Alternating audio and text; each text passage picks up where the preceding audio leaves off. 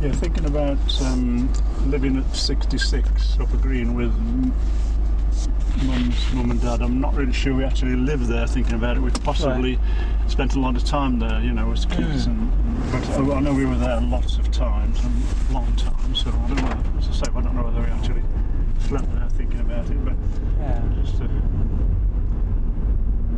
And then when Grandad and Grandma Peggy, their name was, died, we moved in there. Right. So that was Mum's mum and dad, yeah. Yeah.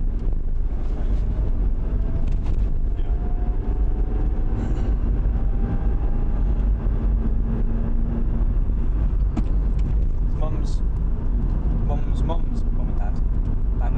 Because it's Deacon, wasn't it? My mum's mum. Oh, your mum. Yeah. Oh, sorry. Yeah. That's right. Sorry, yeah. I thought you meant mum's. No, not Yeah, mum. your mum's mum and dad. Yeah. Yeah, my mum's mum and dad. Yeah.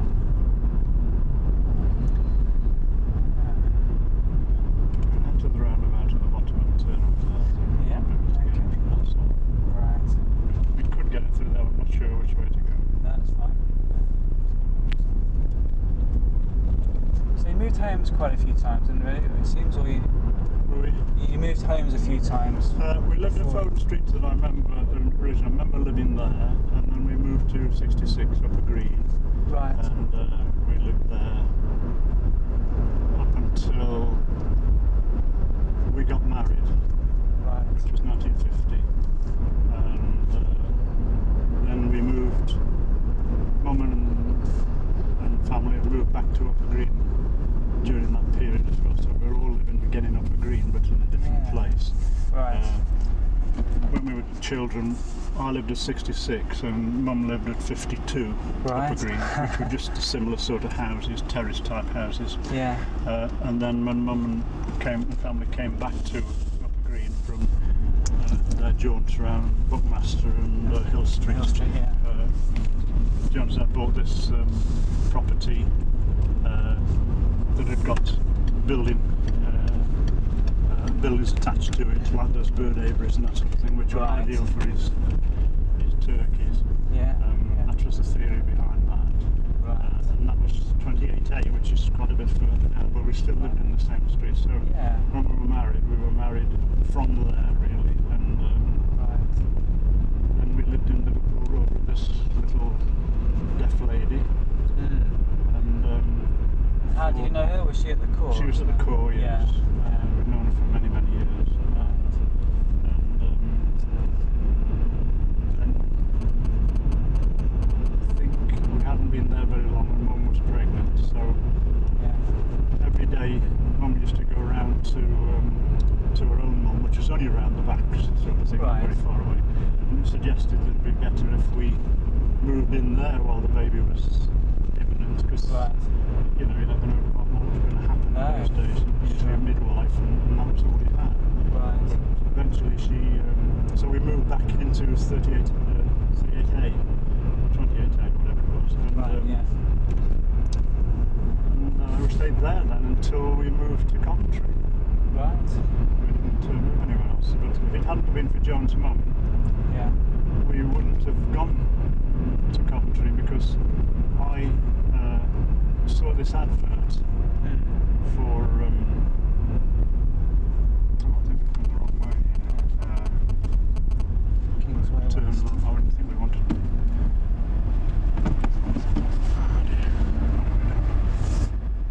No, we don't know. When I came out of the forces, I saw this advert for I think I told you this many times before actually, when Mum's mum was ill in hospital, and we used to do the shopping on Saturday in town. And I used to bring Pauline. We going to see Joan's mum in hospital, and then Joan and Margaret would go into town and do the shopping, and I'd bring Pauline back in the pushchair up the back way, so to speak, to bring her back home again to 28A. Right. And it was absolutely throwing it down this day. So walking up this road by myself, just thinking about all sorts of things, and passed the labour exchange and looked at this notice and I just read it nonchalantly. thinking what I was reading, and then when I got to the top of the road, I thought, that's just what I want, that's fantastic. And it was about, if you've been in the forces and you've come out and you're not satisfied with your situation anymore, and you want further education in this, that, and the other. Yeah. I don't think it's the next one actually. Then apply to this. So that's what I did, and I stood in the rain reading this notice and took down particulars, on the back of my hand. Yeah. And then had to go for an interview. I think to Birmingham to a training centre there for an exam. Got through that, and there was bricklaying, plumbing, and then you had to pass certain exams to get onto technical drawing and that sort of thing, which is where I sat and managed to get through that, and that's how it all started. Yeah. And Johnson said, well look, if you want to do it, if you really want to do it, then I'll look after Pauline, Mum can get a job, and you go to Birmingham. So that's what I did. If it hadn't been for Mum's mum, we would never have got that far, But I'll just have a bit more potato and a drop of gravy. I love that gravy. And all this was coming out at the table, and everybody was yap, yap, yap. That was the first time I'd heard my voice on the tape, and I thought, no, it never sounds gracious like me. I thought, that isn't me, is it? Just inviting everybody to eat and have a few more sprouts. It's a wow. But then apart from that, there isn't just your family on it. The next thing was Joan Scragg. Oh yes. That's our Raymond's wife. Well, she was as broad as Julie, wasn't she? Very broad. And when she laughed out loud and cackled.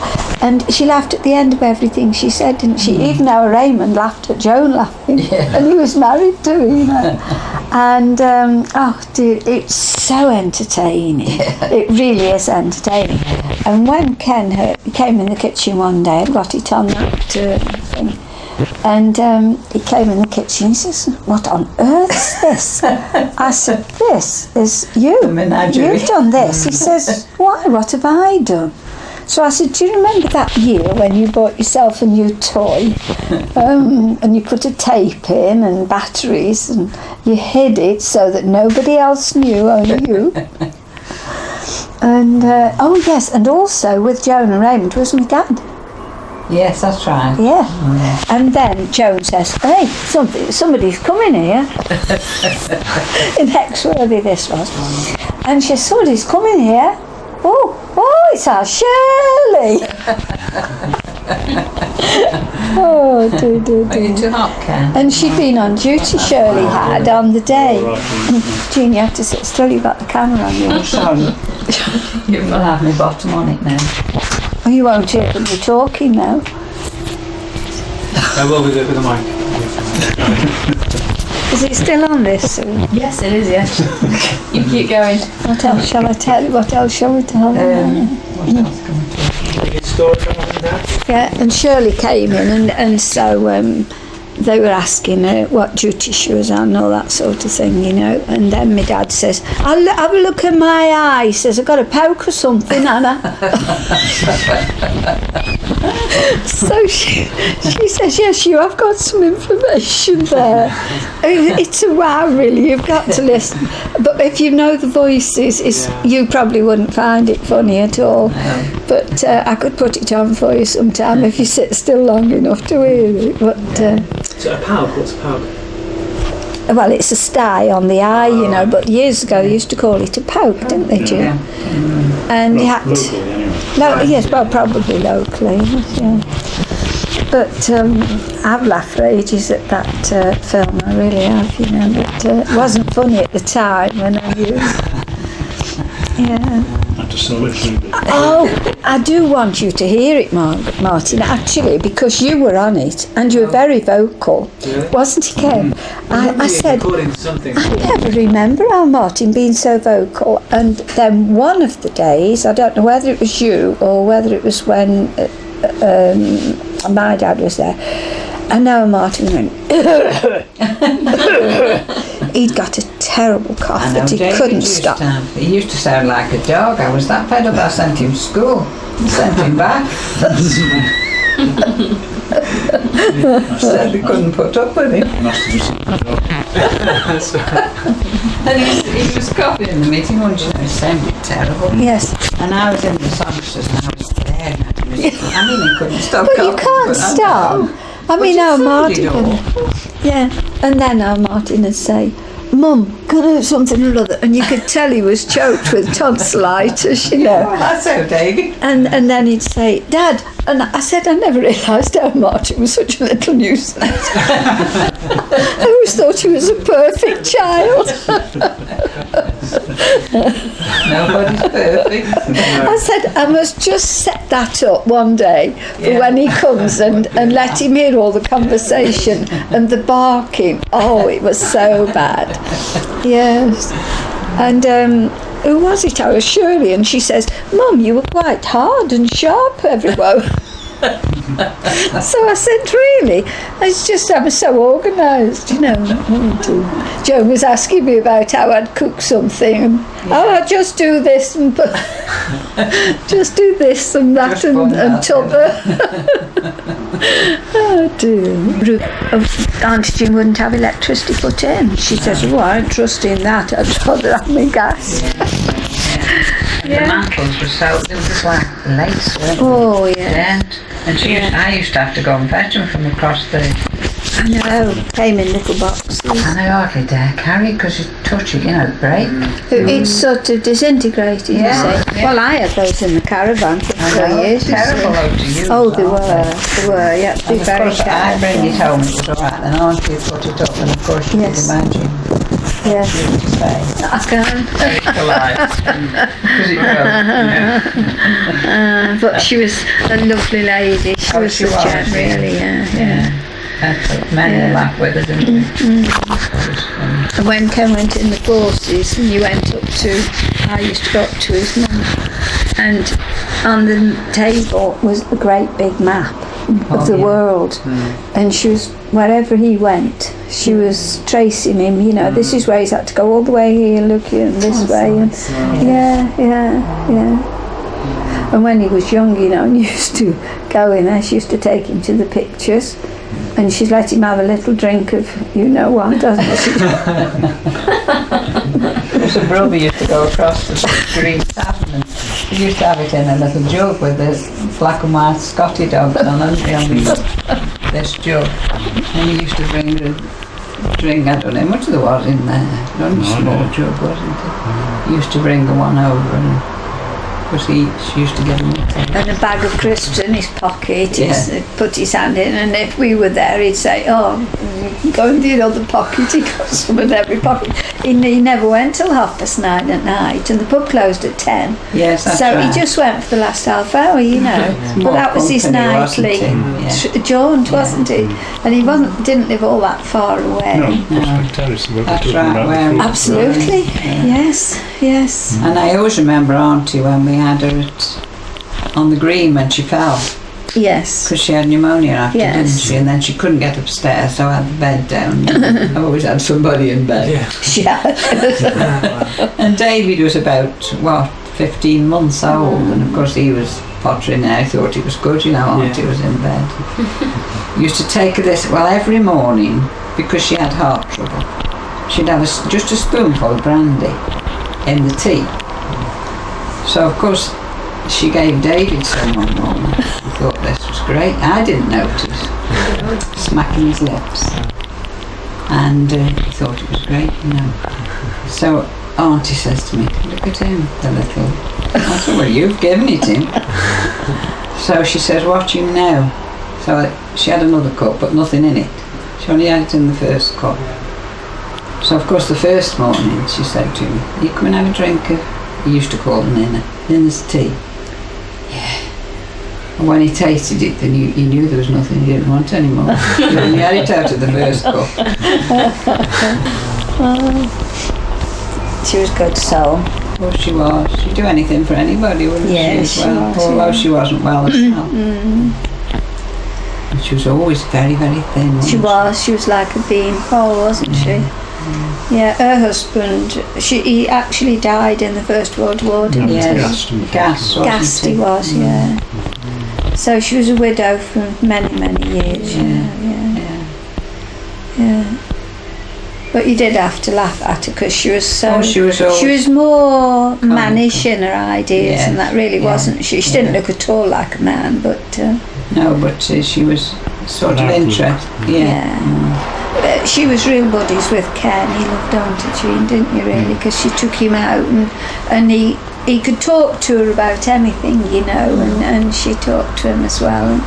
Yeah. And even if there was a thunderstorm and that, you used to go across, didn't you, by Nicklin's gate and watch the storm and everything. It's the only sort of clear patch we could see, actually. So how old would Pauline have been when you left? Pauline would be about 3, 4. Right. No, 3, 2.5, 3. And Shirley had just been born. Shirley was born when we came to Coventry, Yeah. Shirley was born 1955, I think. Pauline was born 1951. Right. And yes, that's right. Pauline was born in the caravan. Shirley was born actually in the caravan. Oh, that's right, in Coventry, yeah, of course.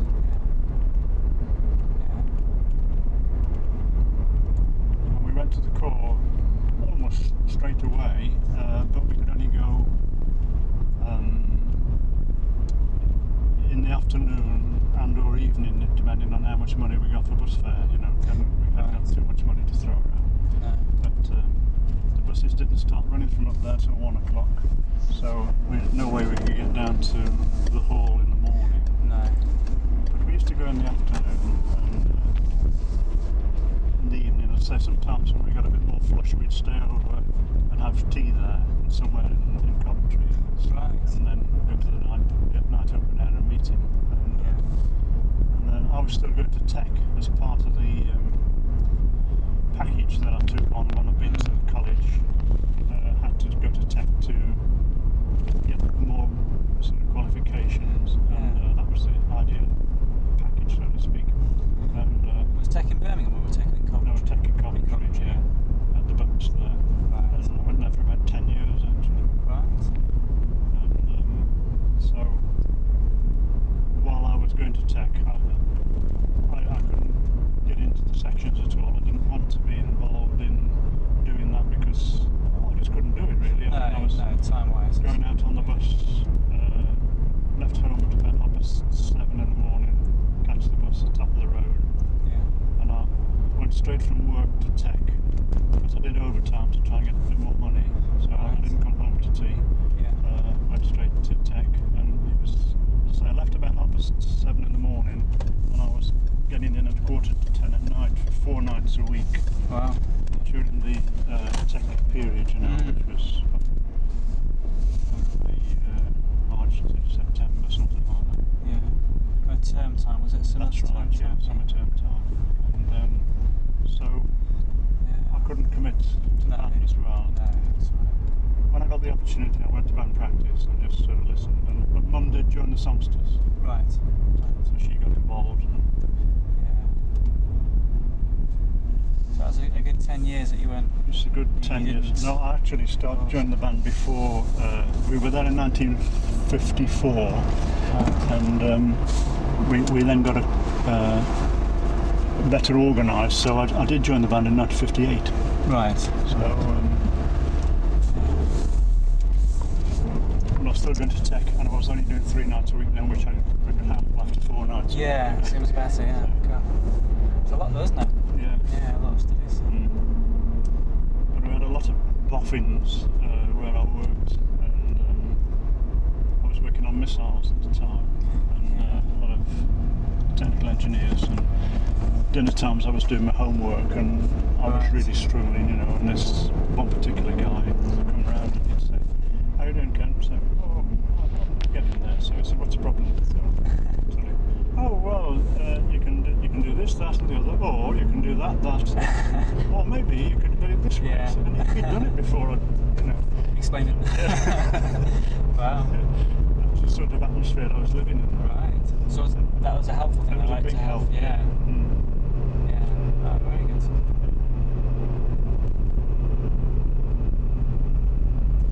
company called that you worked for? It was AWA, Armstrong Whitworth Aircraft. And they changed hands. Well, starting there in 1954 and 1957, 58. They changed to Whitworth Gloucester Aircraft, WGA. Right. And then in 1959, I think it was, they changed to Hawker Siddeley Dynamics. And then in 1962, I think it was, they decided to move the drawing office en bloc down to Kingston, which is where the main depot was for HSD. Right. And it gave us the offer of going down to there, but we were just getting established in Coventry, and we didn't want to go, so I packed the job in and made redundant actually from there. I went to Roots Motor Company from there, and that changed to Chrysler. Was that Terry Road routes? That's Not Terry Terry Road, Road, yeah, that's right. Humber Road. Humber Road, Yeah. And so it was Roots, then it was Chrysler, then it was Talbot, Yeah. then it was Peugeot Talbot, then it was Peugeot, and then they packed up and took the drawing office back to the UK, back to France, and they gave us the opportunity to go to France as well. Right. But I didn't go. I was working in France actually for about 2 years with them on and off, and going that's when you backwards went and forwards. To Sochaux. Yeah, that's right. Yeah. But and I enjoyed that. It was good. Yeah. But then what happened then? Oh yeah, they decided they were going to close the plant in Coventry and move the whole shooting match down to Sochaux. Well, there was nothing at Sochaux for Mum, she'd be right out in the sticks. Mm-hmm. So, and there was no education. Only French spoken. It was too far south for English. It was either French or German. So it would have been a struggle for all of us, really. So I worked there for a bit and then started to call it a day. I went sort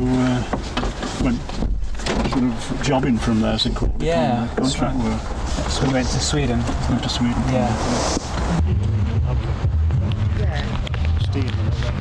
And there's a railway which doesn't run anymore. Yes, of course. I think that one on the right is the picture we're going to see now.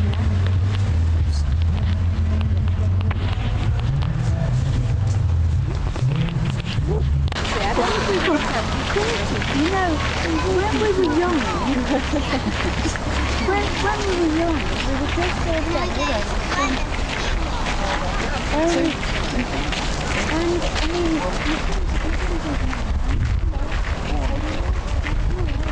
and I remember one going like this to me,